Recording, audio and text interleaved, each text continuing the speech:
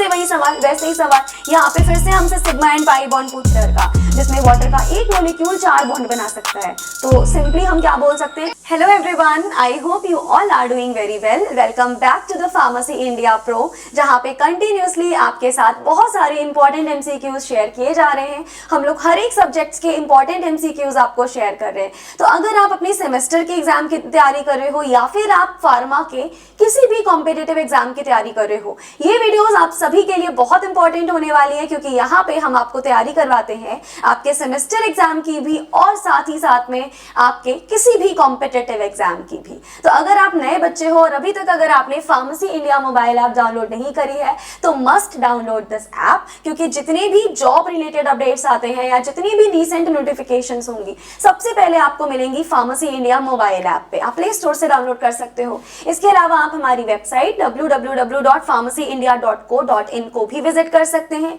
यहाँ आपको मिलने वाले हैं latest updates, quizzes, daily job updates, previous year paper, current affairs, subjective blogs and बहुत सारे कॉलेज की डिटेल्स भी, जो कि आप यहाँ पर विजिट करके चेकआउट कर सकते हो। उसके अलावा आप व्हाट्सएप या फिर टेलीग्राम चैनल को भी ज्वाइन कर सकते हो। सबसे पहले और सबसे ज्यादा जल्दी नोटिफिकेशंस आते हैं आपको यहाँ पे। यहाँ से आपको पता चलेगा कि कब कौन से टॉपिक का, कौन से सब्जेक्ट का क्लास होना है। इसके अलावा हमारे फार्मेसी इंडिया के इतने सारे चैनल्स हैं, ये सारे चैनल्स आपके लिए बहुत इंपॉर्टेंट है। ये सारे यूट्यूब चैनल्स पे बहुत इंपॉर्टेंट कंटेंट आएगा। कंटेंट रहा कुछ इस प्रकार का, अगर आप सभी कॉम्पिटिटिव एग्जाम्स में से किसी भी फार्मा एग्जाम के कंपटीशन की तैयारी कर रहे हो, सबके लिए मेजर हमारा मेन यूट्यूब चैनल है, that is pharmacy India. Subscribers आप देख ही सकते हैं। उसके अलावा जो हमारा फार्मेसी इंडिया प्लस है, इस पे आप किसी भी यूनिवर्सिटी से बिलोंग करते हो, किसी भी कॉलेज से बिलोंग करते हो, हर एक यूनिवर्सिटी के सेमेस्टर एग्जाम्स के तैयारी यहाँ पर करवाई जा रही है। कंटिन्यूसली वीडियोस अपलोड हो रही है। उसके अलावा आपके पास फार्मेसी इंडिया जॉब्स नाम से भी एक चैनल है, जहाँ पे फार्मा रिलेटेड सभी जॉब्स का नोटिफिकेशन, उनसे रिलेटेड वीडियो, उनका कंटेंट यहाँ पर प्रोवाइड किया जा रहा है। तो आप यहाँ पर इनको विजिट कर सकते हो। तो चलिए हम अपनी आज की इस क्लास को शुरू करते हैं ऑर्गेनिक के बहुत इंपॉर्टेंट से टॉपिक के साथ में। हमारे बेसिक टॉपिक्स चल रहे हैं और बेसिक टॉपिक्स के हम बहुत सारे एमसीक्यूज कवर अप कर रहे हैं। तो पहला एमसीक्यू हमारा कुछ इस प्रकार से है, the nature of the linkage, अरे आगे बढ़ जाओ भाई। हाँ, तो the nature of the linkage in organic compounds, यानी जितने भी हमारे पास में ऑर्गेनिक कंपाउंड्स होते हैं उनमें लिंकेज कैसी पाई जाती है, यानी किस तरीके से ऑर्गेनिक कंपाउंड एक दूसरे के साथ अटैच्ड होते हैं। क्या उनकी आयनिक लिंकेज होती है, क्या उनकी कोवेलेंट लिंकेज होती है, क्या उनकी कोऑर्डिनेट कोवेलेंट लिंकेज है, या फिर उनकी मेटालिक बॉन्ड्स है। अच्छा, आयनिक बॉन्ड का मतलब है जहाँ पे दो आयंस बनते हैं, जैसे कि A पॉजिटिव हो गया, B नेगेटिव हो गया। इस तरीके से जहाँ आयंस बनते हैं इसको हम आयनिक बॉन्डिंग कहते हैं। इसके अलावा कोवेलेंट क्या होता है मैम, जहां कहीं पे भी शेयरिंग ऑफ इलेक्ट्रॉन होती है, यानी इलेक्ट्रॉन्स की शेयरिंग से जो बॉन्ड बनते हैं तो उस बॉन्ड को हम बेसिकली कोवेलेंट बॉन्ड के नाम से जानते हैं। कोऑर्डिनेट बॉन्ड क्या होता है मैम, अगर आपके पास है ए अपना दोनों लोन पेयर ऑफ इलेक्ट्रॉन किसी दूसरे मेटल को डोनेट कर दे रहा है, तो बीच में ये जो बॉन्ड बना है इसको बोलते हैं कोऑर्डिनेट कोवेलेंट बॉन्ड। उसके अलावा हमारे पास मेटालिक बॉन्ड भी लाई करता है। तो यहाँ पे आपका जो करेक्ट आंसर आएगा बेटा, दैट इज कोवेलेंट बॉन्डिंग। यानी जितने भी हमारे ऑर्गेनिक कंपाउंड्स होंगे उन सभी ऑर्गेनिक कंपाउंड्स के बीच में जो बॉन्डिंग पाई जाती है that is your covalent bonding. Detail में समझते हैं। Organic chemistry is concerted around the element carbon which has 4 valence electron, यानी पूरी ऑर्गेनिक केमिस्ट्री का जो मेन सेंटर्ड कार्बन होता है, मेन सेंटर्ड एलिमेंट है वो कार्बन होता है। अब बेटा जो कार्बन है वो आपका टेट्रावैलेंट होता है। टेट्रावैलेंट का क्या मतलब है मैम, इसका मतलब है कार्बन फर्दर 4 बॉन्ड बना सकता है, और ये चारों बॉन्ड बेटा कोवैलेंट नेचर के होते हैं, यानी ये सारे के सारे आपस में इलेक्ट्रॉन्स की शेयरिंग करते हैं। या यहाँ पे carbon achieve a stable electronic configuration by sharing the electrons, यानी इसमें कोवेलेंट बॉन्डिंग यहाँ पर पाई जाएगी। तो करेक्ट आंसर क्या होगा मैम, करेक्ट आंसर हमारे पास होगा कोवेलेंट। आगे बढ़ते हैं, नेक्स्ट क्वेश्चन पे मूव ऑन करेंगे। अगला सवाल है, what is the number of sigma and pi bonds present in, एक कंपाउंड दिया है हमें पेंट 4 आइन 1 इन। कैसे बनता है ये, चलो बनाते हैं। पेंट यानी कि 5 कार्बन होंगे, ठीक है, 4 पे है आयन यानी कि 1 पे है इन यानी फर्स्ट कार्बन पे है डबल बॉन्ड, उसके बाद 1 2 3 4 फोर्थ कार्बन पे क्या है मैम, फोर्थ कार्बन पे है ट्रिपल बॉन्ड, तो पेंट 4 आइन यानी 1 2 3 4, फोर्थ कार्बन पे अल्काइन है जिसका हम आइन लिखते हैं, फर्स्ट कार्बन पे एल्कीन है जिसका हम इन लिखते हैं। यहां आपको बताना है कि कितने सिग्मा सिंगल बॉन्ड है, कितने सिग्मा बॉन्ड है, कितने पाई बॉन्ड है। तो डू रिमेंबर यहाँ पे आपके पास क्या अवेलेबल होगा, 3 हाइड्रोजन, इधर क्या अवेलेबल होगा मैम 1 हाइड्रोजन, इधर क्या अवेलेबल होगा मैम 2 हाइड्रोजन, और सारे के सारे सिग्मा एंड पाई काउंट करो तो कितना आएगा मैम। देखिए जब जब हमारे पास सिंगल बॉन्ड होता है तो उसमें 1 सिग्मा होता है, अगर डबल बॉन्ड के हम बारे में बात करेंगे तो 1 सिग्मा और 1 पाई बॉन्ड होता है, और अगर हम बात करेंगे ट्रिपल बॉन्ड की तो यहाँ पे 2 पाई बॉन्ड होते हैं और 1 सिग्मा बॉन्ड होता है। यहाँ पे क्या पाया जा रहा है मैम, यहाँ पाए जा रहे हैं 2 पाई बॉन्ड, यहाँ पाया जा रहा है 1 पाई और 1 सिग्मा और 1 सिग्मा, यानी टोटल कितने पाई बॉन्ड हुए मैम 1 2 3, टोटल तो मैम यहाँ पर 3 पाई बॉन्ड्स आ रहे हैं हमारे पास। तो 9494 का हम ऑप्शन ही हटा देते हैं, बचा 10 और 3, हमें देखने की भी जरूरत नहीं है, हमें ऑप्शन से ही पता चल गया कि सिग्मा बॉन्ड आ रहे होंगे 10। तो फिर मैम ये अलग अलग ऑप्शन क्यों दे रखे हैं, ये अलग ऑप्शन दे रखे हैं क्योंकि इनको देके एग्जामिनर तुमको कंफ्यूज करना चाहता है। एग्जामिनर ने पहले पूछा है सिग्मा और यहाँ पहले दे दिया पाई, अगर तुम इस ऑप्शन को टिक करोगे तो तुम्हारे नंबर कट जाएंगे। जो पहले पूछा होता है उसका आंसर भी पहले वाला देना होता है, पहले पूछा था सिग्मा तो पहले लिखेंगे हम सिग्मा, फिर हम लिखेंगे पाई बॉन्ड्स को। तो इसका करेक्ट आंसर क्या आएगा मैम, करेक्ट आंसर आएगा ऑप्शन नंबर ए, पहले सिग्मा बॉन्ड जिसमें हमारे पास 10 सिग्मा बॉन्ड थे, फिर पाई जो कि 3 पाई बॉन्ड्स थे हमारे पास। चलिए आगे बढ़ते हैं नेक्स्ट क्वेश्चन पे। अगला क्वेश्चन देखो क्या है, what is the number of sigma and pi bond in benzene. फिर से वही सवाल, वैसे ही सवाल, यहाँ पे फिर से हमसे सिग्मा एंड पाई बॉन्ड पूछा है, इस बार कहाँ पे पूछे, इस बार मैम हमसे बेंजीन रिंग में पूछा है। तो ये रही तुम्हारी बेंजीन रिंग। अब बेंजीन रिंग को भूलना मत, यहाँ पर भी हाइड्रोजन होते हैं, बहुत सारे बच्चे बेंजीन में इधर जो हाइड्रोजन लगे हैं इनको भूल जाते हैं, और जो बच्चे इनको भूल जाते हैं उनका आंसर तुरंत गलत हो जाता है। काउंट करते हैं, चलो सबसे पहले तो डबल बॉन्ड में 1 सिग्मा होता है 1 पाई, 1 सिग्मा 1 पाई, 1 सिग्मा 1 पाई है ना। अब हमें क्या बनाना है मैम, अब आप बना दीजिए सिंगल बॉन्ड्स का, sigma sigma sigma sigma sigma और ये रहा सिग्मा, डन। अब दूसरे वाले सिग्मा बॉन्ड्स जो बचे हुए हैं हमारे पास, ठीक है भाई, 1 सिग्मा 2 सिग्मा और 3 सिग्मा। तो भाई कितने सिग्मा कितने पाई हो गए मैम, देखिए सबसे पहले तो 1 और 2 और 1 3 हमारे पास हो रहे हैं पाई बॉन्ड्स। चलो सिग्मा काउंट कर लेते हैं, है ना, पहले हम ग्रीन वाले काउंट करते हैं। तो 1 2 3 4 5 6 7 8 9 10 11 12, 3 सिग्मा बॉन्ड्स हो रहे हैं और 3 पाई बॉन्ड्स हो रहे हैं और हमारे पास 12 हो रहे हैं सिग्मा बॉन्ड। ये हमारा करेक्ट आंसर आ गया, आप इसको काउंट कर लीजिएगा। 3 पाई बॉन्ड, ये तो ऑप्शन ही काट दो, 12 पाई पॉसिबल ही नहीं है, यस 3 पाई बॉन्ड्स ठीक है, और 12 हो रहे हैं सिग्मा बॉन्ड। यहाँ देखो केवल और केवल 6 सिग्मा दे रखा है, 6 सिग्मा तो पॉसिबल ही नहीं है, यानी ये ऑप्शन भी कटा। करेक्ट आंसर आएगा ये वाला, ठीक है। तो यहाँ पे करेक्ट आंसर क्या आया मैम, ये है हमारा करेक्ट आंसर, जिसके अकॉर्डिंग 12 आ रहे हैं सिग्मा बॉन्ड, 3 आ रहे हैं हमारे पास पाई बॉन्ड। किसमें, ये बेंजीन का केस है। यानी देखिए बेंजीन यानी C6H6 किस प्रकार का स्ट्रक्चर होता है बेंजीन का, इसका मैम साइक्लिक स्ट्रक्चर होता है। ऑल्टरनेट यहाँ पर डबल बॉन्ड्स प्रेजेंट होते हैं। सिग्मा बॉन्ड में आपके पास देखा 6 कार्बन कार्बन के सिंगल बॉन्ड थे और हाइड्रोजन भी जुड़े थे, तो ओवरऑल कितने हो गए 12 आपके पास सिंगल बॉन्ड्स हो गए। जब आपने पाई बॉन्ड्स देखा, ऑल्टरनेट पाई बॉन्ड्स है बेंजीन रिंग के अंदर और 3 हमारे पास क्या हो गए मैम, पाई बॉन्ड्स हो गए। तो ये आपका करेक्ट आंसर हो गया रिगार्डिंग द बेंजीन। आगे बढ़ते हैं, चलो the hybridisation of the central carbon in this compound, ठीक है, कंपाउंड हमें दिया हुआ है बेटा कुछ ऐसा कंपाउंड दिया हुआ है।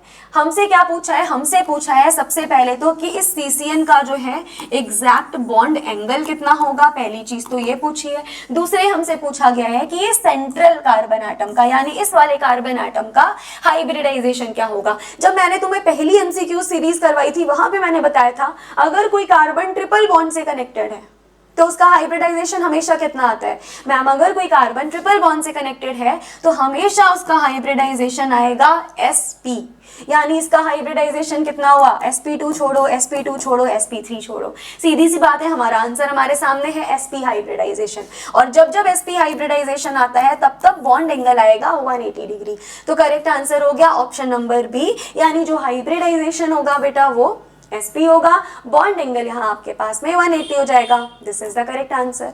चलो ये देख लो, ये भी इंपॉर्टेंट आपका है, ये मैंने पहले भी आपको बताया था। अगर sp हाइब्रिडाइजेशन है तो ज्योमेट्री लीनियर रहती है, यानी वो जो हमें अभी मॉलिक्यूल दिया था वो कैसा है मैम? ये लीनियर मॉलिक्यूल होगा, इसका बॉन्ड एंगल होता है 180 डिग्री। साथ में अगर हमारा sp2 हाइब्रिडाइजेशन है तो ज्योमेट्री रहेगी trigonal planar, bond angle 120 degree. अगर sp3 हाइब्रिडाइजेशन है तो ज्योमेट्री होगी टेट्राहेड्रल, बॉन्ड एंगल 109.5 डिग्री।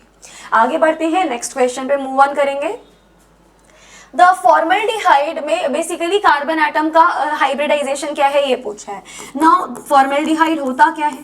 ये बेटा आपका होता है फॉर्मल्डिहाइड। इस तरीके से फॉर्मल्डिहाइड को बनाया जाता है। अब कार्बन किसके साथ अटैच है मैम? यहाँ कार्बन अटैच है डबल बॉन्ड के साथ। अगर कार्बन सिंगल के साथ अटैच है sp3, ट्रिपल के साथ अटैच है sp, डबल के साथ अटैच होगा तो हाइब्रिडाइजेशन कितना होगा मैम? sp2।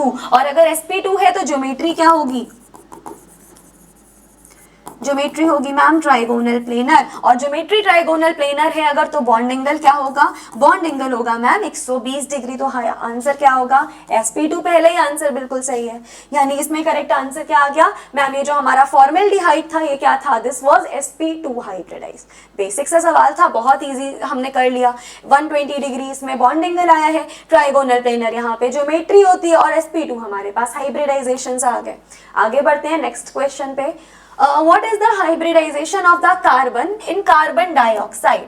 चलो अब हमें कौन सा मॉलिक्यूल दिया है मैम? अब आपको दिया है कार्बन डाइऑक्साइड।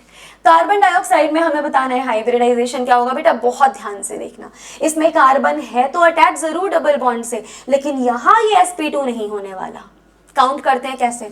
जब जब डबल बॉन्ड आते हैं तो एक सिग्मा होता है 1 पाई, एक सिग्मा होता है 1 पाई, यानी टोटल कितने सिग्मा बॉन्ड्स हो गए मैम? टोटल आपके पास 2 सिग्मा हो गए। और जब जब हमारे पास यानी स्टेरिक नंबर 2 का केस है, और जब जब स्टेरिक नंबर 2 का केस होता है तब तब इसका हाइब्रिडाइजेशन होता है sp। यानी जब जब आप कार्बन डाइऑक्साइड के बारे में बात करोगे तब तब कार्बन डाइऑक्साइड का जो हाइब्रिडाइजेशन आ रहा होगा बच्चा वो कितना आएगा मैम? वो आएगा sp। तो what is the correct answer? Option number C. Easy था ना? तो हमारे पास में कार्बन डाइऑक्साइड का हाइब्रिडाइजेशन कितना हो गया? ऑप्शन सी sp हाइब्रिडाइजेशन हो गया। एक बार ढंग से पढ़ते हैं, देखिएगा। कार्बन डाइऑक्साइड कुछ इस तरीके से कार्बन डाइऑक्साइड को ड्रॉ करना होता है। Central carbon atom forms 2 sigma bond and 2 pi bond, right? पता था हमें। देखो 1 सिग्मा 1 पाई, 1 सिग्मा 1 पाई, यानी ओवरऑल 2 सिग्मा बॉन्ड्स बन रहे हैं, 2 पाई बॉन्ड्स बन रहे हैं। और इसमें हमेशा हाइब्रिडाइजेशन क्या होगा? sp। और जब जब sp हाइब्रिडाइजेशन होगा तब तब इसका बॉन्ड एंगल जो रहेगा it will always remain 180 degree. तो ये आपका करेक्ट आंसर आ गया इसका। नेक्स्ट क्वेश्चन पे अब मूव ऑन करेंगे। अगला सवाल हमें दिया हुआ है appropriate hybridisation for the carbon atoms in okay CH3COOH। बेटा यहाँ पर तुम्हें दो कार्बन एटम्स का, 2 कार्बन एटम दिए ना, एक ये वाला दिया है, एक ये दिया है, दोनों कार्बन एटम के हमें हाइब्रिडाइजेशन निकालने। चलो निकालते हैं। सबसे पहले तो मैम इसको आप खोल के लिख लीजिए।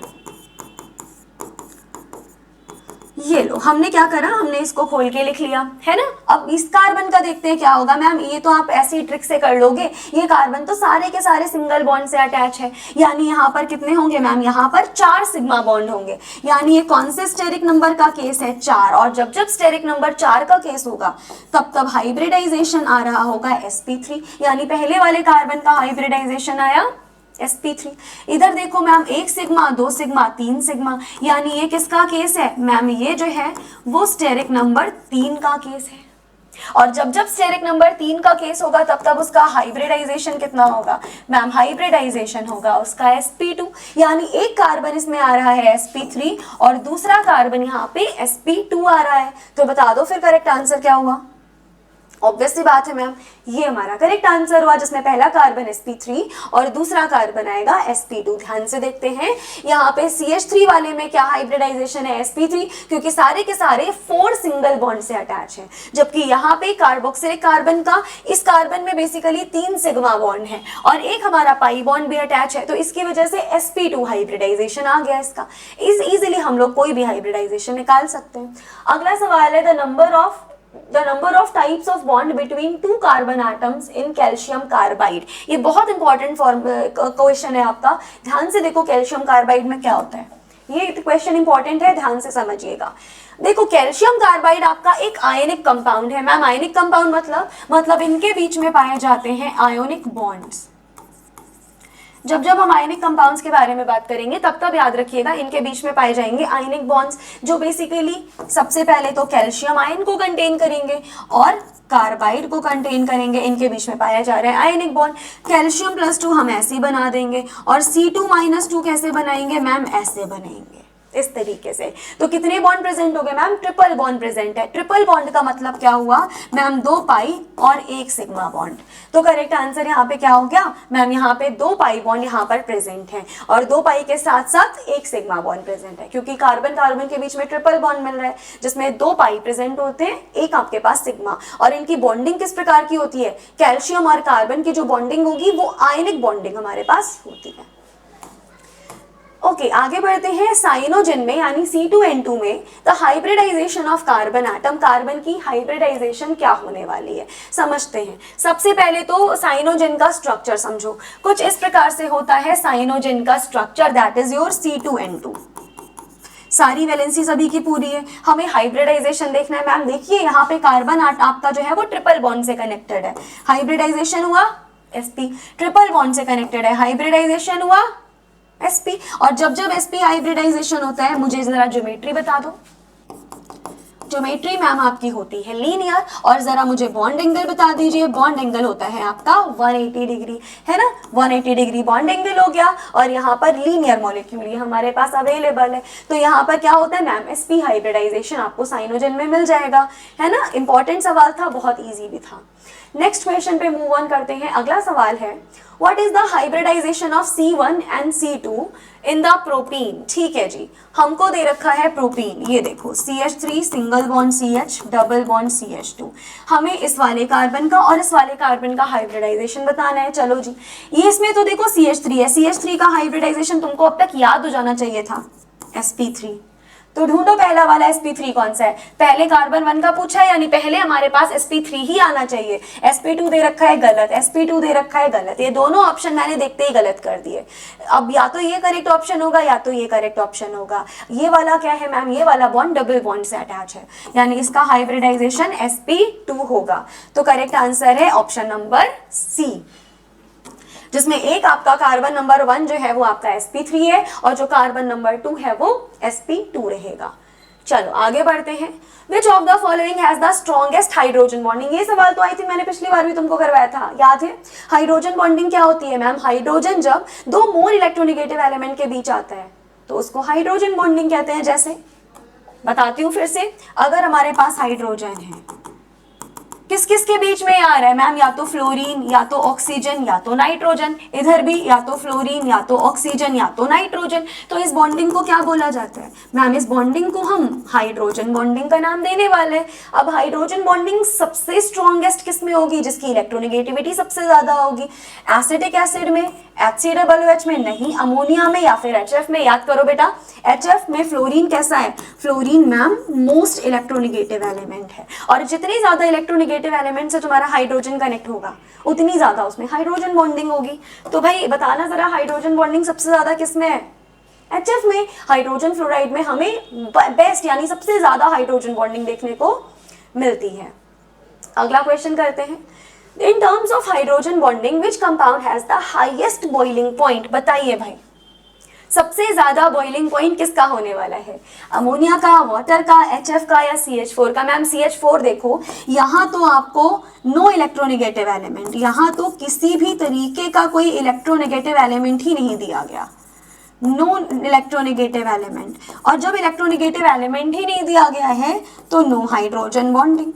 यहाँ तो आपका हाइड्रोजन बॉन्डिंग ही नहीं होगा, ये तो केस आप भूल जाइए। अमोनिया, वाटर एंड HF मिलता है। अब पानी में बेसिकली पानी का एक मोलिक्यूल अगर होगा बेटा, तो पानी का एक मोलिक्यूल जो है वो 4 हाइड्रोजन बॉन्ड बना सकता है। यानी जितनी ज्यादा हाइड्रोजन बॉन्डिंग होगी उतनी ही ज्यादा उसमें क्या पाया जाएगा मैम, उतना ही ज्यादा उसका बॉइलिंग पॉइंट होने वाला है। यानी सबसे ज्यादा बॉइलिंग पॉइंट यहाँ पर किसका होगा, वाटर का, जिसमें वाटर का एक मॉलिक्यूल 4 बॉन्ड बना सकता है। तो सिंपली हम क्या बोल सकते हैं कि इसका जो हमारा बॉइलिंग पॉइंट होगा वो टॉप मोस्ट होने वाला है। ध्यान से सुनिए, बॉइलिंग पॉइंट एक ऐसी फिजिकल प्रॉपर्टी है जो सबसे ज्यादा किसके थ्रू इन्फ्लुएंस होती है मैम, टोटल एनर्जी के थ्रू। तो बेसिकली हमारा HF जो है वो स्ट्रॉन्गर इंडिविजुअल हाइड्रोजन बॉन्ड्स बनाता है, जिसमें पानी का मॉलिक्यूल एक पानी का मॉलिक्यूल 4 हाइड्रोजन बॉन्ड बना सकता है। इसका बहुत ही वास्ट नेटवर्क हो जाता है, जिसकी वजह से इसका जो हमारे पास बॉइलिंग पॉइंट होगा वो वाटर के, वो अमोनिया एंड HF दोनों के कंपैरिजन में ज्यादा होता है। समझ गए? आगे बढ़ते हैं। Why does ethanol have a higher boiling point than diethyl ether? देखो जी, इथेनॉल का बॉइलिंग पॉइंट हाई होता है इसके कंपैरिजन में, ऐसा क्यों? क्योंकि मैम इथेनॉल में प्रेजेंट है हाइड्रोजन बॉन्डिंग, और हाइड्रोजन बॉन्डिंग जितनी ज्यादा होगी ऑब्वियस सी बात है उतना ही ज्यादा हमारा बॉइलिंग पॉइंट होता है। जबकि यहाँ पर तो हाइड्रोजन ही नहीं है, नो हाइड्रोजन, और अगर हाइड्रोजन ही नहीं है तो क्या हाइड्रोजन बॉन्डिंग प्रेजेंट हो सकती है मैम? कोई चांस ही नहीं है, इसमें हाइड्रोजन बॉन्डिंग ही प्रेजेंट नहीं है। तो यही सबसे बड़ा कारण हो गया कि इसका जो बॉइलिंग पॉइंट होगा वो बहुत कम होगा, जबकि इथेनॉल का जो बॉइलिंग पॉइंट होता है वो काफी ज्यादा होता है। यही हमारा मेन रीजन हो गया। आंसर आ गया हमारा option number B, hydrogen bonding in ethanol. Ethanol में क्या प्रेजेंट था, हाइड्रोजन बॉन्डिंग, जिसकी वजह से इसकी बॉइलिंग पॉइंट ज्यादा होता है। डाइइथाइल ईथर में ऐसा नहीं था, सिंपल सा रीजन था। अगला सवाल है, what are the hybridisations of carbon number 1 and carbon number 2? चलिए डिटेल में समझते हैं। ये रहा बेटा कार्बन नंबर 2 जो क्या बना रहा है मैम, जो 2 हाइड्रोजन से अटैच है। कार्बन नंबर 2 किससे अटैच है, डबल बॉन्ड से। तो ये वाला कार्बन जो है जो बेसिकली 2 हाइड्रोजन से अटैच है, 4 सिग्मा बॉन्ड बना रहा है, इसका हाइब्रिडाइजेशन होगा sp3। लेकिन ये वाला जो कार्बन एटम है वो डबल बॉन्ड से अटैच है, इसका हाइब्रिडाइजेशन होगा sp2। यानी 2 हाइब्रिडाइजेशन आए, एक आया sp3 एक आया sp2। कार्बन 1 पहले पूछा है, मतलब पहले sp3 फिर sp2, यानी करेक्ट आंसर यहाँ पे आपका ऑप्शन नंबर ए होना चाहिए। यस बिल्कुल सही, पहला वाला कार्बन कैसा है मैम, sp3, राइट, क्योंकि कोई भी डबल बॉन्ड नहीं है, यहाँ डबल बॉन्ड है तो ये sp2 हो जाएगा। सिंपली देख लिया हमने ये वाला क्वेश्चन। चलो आगे बढ़ते हैं। कोई क्वेश्चन रह तो नहीं क्या? यस हो गए। आगे बढ़ते हैं। Which compound does not form hydrogen bonds in the solid और लिक्विड फेज? इनमें से कौन सा ऐसा कंपाउंड है जो सॉलिड एंड लिक्विड फेज में कोई हाइड्रोजन बॉन्ड नहीं बनाएगा? वाटर, हाइड्रोजन डाइसल्फाइड, अमोनिया या फिर हाइड्रोजन फ्लोराइड? बताइएगा क्या करेक्ट आंसर होने वाला है। तो यहाँ पे जो करेक्ट आंसर होगा वो देखो, सबसे पहले यहाँ करेक्ट आंसर क्या था मैम, करेक्ट आंसर था हाइड्रोजन डाइसल्फाइड। क्योंकि सल्फर कैसा एलिमेंट है मैम, सल्फर कोई बहुत ज्यादा इलेक्ट्रोनिगेटिव तो एलिमेंट ही नहीं है, और जब एलिमेंट ही इलेक्ट्रोनिगेटिव नहीं है, हाइड्रोजन बॉन्डिंग कहाँ से मिल सकती है हमें? देखिए, हाइड्रोजन बॉन्ड तब मिलते हैं जब हाइड्रोजन आपका नाइट्रोजन, ऑक्सीजन या फ्लोरीन से अटैच होता है। अब H2S में तो भाई ना तो ऑक्सीजन है, ना तो नाइट्रोजन है, ना तो फ्लोरीन है, सल्फर दिया है। अब सल्फर थोड़ी ना कोई मोर इलेक्ट्रोनिगेटिव है, ये तो हमारा लेस इलेक्ट्रोनिगेटिव एलिमेंट होता है। तो हाइड्रोजन सल्फाइड में हाइड्रोजन सल्फर के साथ कनेक्टेड है। सल्फर एक बहुत ज्यादा इलेक्ट्रोनिगेटिव एलिमेंट नहीं होता कि हाइड्रोजन बॉन्डिंग बना सके, तो इसके केस में हमारे पास क्या प्रेजेंट होगा मैम, हाइड्रोजन बॉन्डिंग ही नहीं आएगी। हाइड्रोजन बॉन्डिंग ही नहीं आएगी तो ये करेक्ट आंसर पॉसिबल ही नहीं है। तो करेक्ट आंसर हमारे पास क्या हुआ मैम, करेक्ट आंसर हुआ हाइड्रोजन डाइसल्फाइड। आगे बढ़ते हैं। The kind of delocalisation involving sigma bond और बाइटल। अगर हमारे पास में डीलोकेलाइजेशन होता है, ये देखो, अगर हमारे पास में सिग्मा बॉन्ड के थ्रू सिग्मा बॉन्ड को इन्वॉल्व करके डीलोकेलाइजेशन होगा तो इस इफेक्ट को क्या बोलते हैं? हाइब्रिडाइजेशन, कॉन्जुगेशन, हाइपर कॉन्जुगेशन या कन्फर्मेशन? बहुत इंपॉर्टेंट सवाल है बेटा, बच्चे कंफ्यूज बहुत होते हैं ऐसे सवाल में। डू रिमेंबर, जब जब डीलोकेलाइजेशन में सिग्मा बॉन्ड इन्वॉल्व होगा तब तब हाइपर कॉन्जुगेशन होगा। ऑलवेज याद रखिएगा, sigma bond delocalisation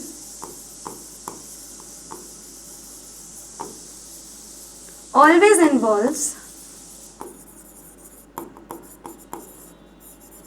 hyper conjugation. Just इस चीज को बहुत अच्छे से याद रखना बेटा, जब जब सिग्मा बॉन्ड डिलोकेलाइजेशन होगा तब तब हमारे पास क्या होने वाला है मैम, हाइपर कॉन्जुगेशन होने वाला है। I think this is clear to everyone. आगे बढ़ते हैं। What is the hybridisation of sulphur in H2SO4? Sulphuric acid में सल्फर का हाइब्रिडाइजेशन क्या होगा, डिटेल में समझते हैं। देखिए बेटा, सल्फ्यूरिक एसिड में जो सेंट्रल एटम सल्फर होता है 4 सिग्मा बॉन्ड बनाता है ना, 2 OH के साथ में और 2 डबल बॉन्ड O के साथ में, यानी हमारे पास क्या बन जाएगा मैम, 4 सिग्मा बॉन्ड जब जब हुए तो ये किसका केस हुआ मैम, ये बेसिकली स्टेरिक नंबर 3 का केस हुआ, सॉरी स्टेरिक नंबर 4 का केस हुआ। और जब जब स्टेरिक नंबर 4 का केस है तब तब हाइब्रिडाइजेशन कितना आएगा मैम, sp3। sp3 हाइब्रिडाइजेशन की जो ज्योमेट्री होती है इट विल रिमेन टेट्राहेड्रल और यहाँ पे बॉन्ड एंगल तुम्हारा रहेगा 109.5 डिग्री। ये जरूर है, ये जरूरी बातें हैं, इंपॉर्टेंट है, याद रखिएगा। करेक्ट आंसर sp3 था, that is your option number D. आगे मूव ऑन करेंगे। 18th क्वेश्चन है, which of the following does not exhibit hydrogen bonding? ये 4 ऑप्शन दिए हैं और आपको बताना है इनमें से कौन हाइड्रोजन बॉन्डिंग नहीं कंटेन करता। पानी, HF, एसिटिक एसिड या फिर सॉरी इथेनॉल या फिर HCl। तो करेक्ट आंसर आएगा HCl। क्यों, यहाँ पर क्या होगा, देखिए मैम, क्योंकि हाइड्रोजन एंड क्लोरीन बॉन्ड है, हालांकि ये बॉन्ड पोलर है, हालांकि यहाँ इलेक्ट्रोनिगेटिविटी डिफरेंस बिल्कुल मौजूद है, लेकिन इतना ज्यादा बड़ा नहीं है कि हमारे यहाँ पर हाइड्रोजन बॉन्डिंग डेवलप हो सके। तो इस केस में, हाइड्रोजन क्लोराइड के केस में कोई हाइड्रोजन बॉन्डिंग डेवलप नहीं होती है, ये केवल और केवल एक पोलर बॉन्ड बन के रह जाता है, केवल पोलैरिटी इंड्यूस होके रह जाती है, बाकी कुछ इसमें डेवलप नहीं हो पाता। तो करेक्ट आंसर क्या हो जाएगा मैम, HCl हमारा करेक्ट आंसर है। नेक्स्ट क्वेश्चन पे डिस्कस करेंगे, which of the following organic molecule exhibits hydrogen bonding? बहुत इजी सा सवाल है, बताओ इनमें से किसमें हाइड्रोजन बॉन्डिंग आएगी? करेक्ट आंसर आएगा मैम अल्कोहल। ये जो हमारा मिथेनॉल होगा इसमें क्या प्रेजेंट है मैम, एक हाइड्रोक्सी ग्रुप प्रेजेंट है, यानी हाइड्रोजन ऑक्सीजन के साथ है। ऑक्सीजन होता है मोर इलेक्ट्रोनिगेटिव एलिमेंट, यानी मिथेनॉल में हमें क्या मिलेगा, हाइड्रोजन बॉन्डिंग। तो मिथेनॉल आपका बिल्कुल करेक्ट आंसर है। नेक्स्ट, कार्बन आयन का क्या सीन होने वाला है बेटा, ध्यान से सुनना। जब जब तुमसे पूछा जाएगा स्टेबिलिटी ऑफ कार्बन आयन, तब तब it is directly proportional two electron withdrawing group. जितनी ज्यादा इलेक्ट्रॉन विदड्रॉइंग ग्रुप दे रखे होंगे उतनी ज्यादा इसमें कार्बन आयन की स्टेबिलिटी होगी। साथ ही साथ में जितना ज्यादा परसेंटेज ऑफ s कैरेक्टर होगा उतनी ही ज्यादा इसमें स्टेबिलिटी होगी कार्बन आयन की। तो भाई यहाँ भी देखिए आपको 4 मॉलिक्यूल्स दिए हुए हैं, चारों मॉलिक्यूल के बारे में हम समझते हैं। सबसे पहले तो हमें ये दिया था R single bond C triple bond C minus, यहाँ पे आपका sp हाइब्रिडाइजेशन है, यानी परसेंटेज ऑफ s कैरेक्टर बहुत ज्यादा दिया है।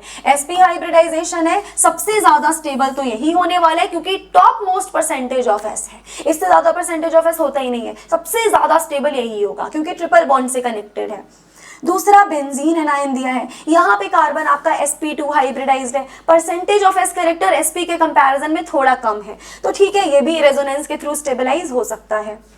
उसके बाद बाकी के मॉलिक्यूल्स देखते हैं। बाकी हमें दिया हुआ था ये विनाइलिक एनायन, विनाइलिक एनायन में भी आपका जो कार्बन है वो sp2 है और sp2 होता है तो 33.33% रहता है परसेंटेज ऑफ s कैरेक्टर। हालांकि बेंजीन से ये कम स्टेबल है क्योंकि यहाँ पे नो डीलोकेलाइजेशन, ना तो कोई डीलोकेलाइजेशन मिल रहा है और ना तो कोई रेजोनेंस मिल रहा है, इसी वजह से बेंजीन से ये कंपैरेटिवली थोड़ा कम स्टेबल है लेकिन ठीक ठाक स्टेबल है। देन आता है Cr3CH2 माइनस, ये भाई sp3 हाइब्रिडाइज्ड है, ये तुम्हारा बिल्कुल लीस्ट स्टेबल होने वाला है क्योंकि यहाँ sp3 में परसेंटेज ऑफ s जो होता है वो सबसे ही कम होता है। तो सबसे ज्यादा किसका होगा, सबसे ज्यादा जो हमारा वो ट्रिपल बॉन्ड से कनेक्टेड था उसका होगा। उसके बाद ये जो बेंजीन से निगेटिव चार्ज कनेक्टेड था इसका होगा। उसके बाद हमारे पास होगा Cr2 double bond CH minus का और फिर सबसे लास्ट में किसका होगा, Cr3 single bond CH2 minus का। ये तुम्हारा रहने वाला है correct order of the stability of carbon ion. तो आई थिंक ये चीजें आपको बहुत डिटेल में क्लियर होंगी।